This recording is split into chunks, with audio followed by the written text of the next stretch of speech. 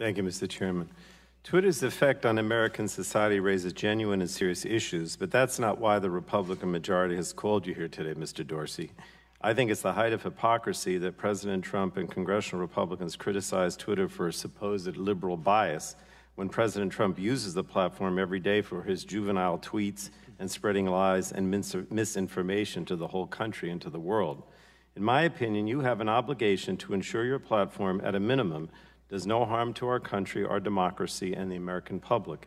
And as I noted in my opening, one persistent critique of Twitter by civil rights advocates and victims of abuse and others is that your policies are unevenly enforced.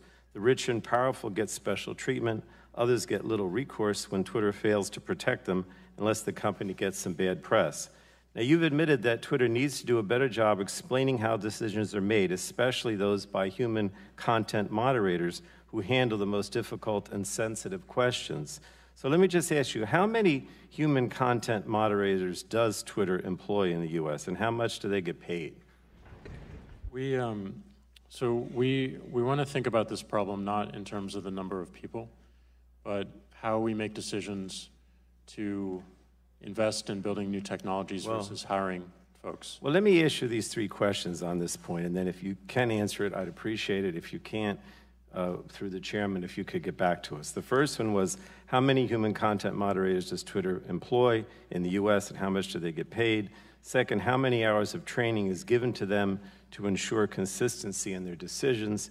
And last, are they given specific instructions to ensure that celebrities and politicians are treated the same as everyone else? If you can answer, otherwise I'm going to ask you to get back to us in writing, because We'll follow up with you on specific numbers, but on the last point, this is a very important distinction. I do believe that we need to do more around protecting private individuals than public figures. I don't know yet exactly how that will manifest, but I do believe it's important that we extend the protection of our rules more to private individuals necessarily than public figures. Well, I appreciate that, because I think everyone should be treated the same, and you seem to be saying that, but we have to make sure that the enforcement mechanism is there, so that's true.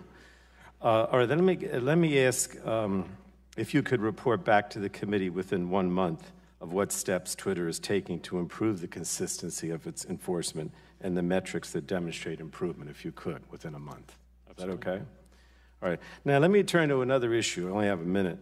Other technology companies like Airbnb and Facebook have committed to conducting civil rights audits amid concerns raised by members of the Congressional Black Caucus and others, including Representatives Rush to my left, Butterfield, and Clark on our committee. And these audits seek to uncover how platforms and their policies have been used to stoke racial and religious resentment or violence. And given the sometimes dangerous use of your platform and the haphazard approach of Twitter towards developing and enforcing its policies, I think your company should take similar action. So let me ask these 3 questions, and again, if you can answer them. If not, please get back to us within a month. Will you commit to working with an independent third-party institution to conduct a civil rights audit of Twitter, yes or no? We will, and we do that on a regular basis with what's called a Trust and Safety Council.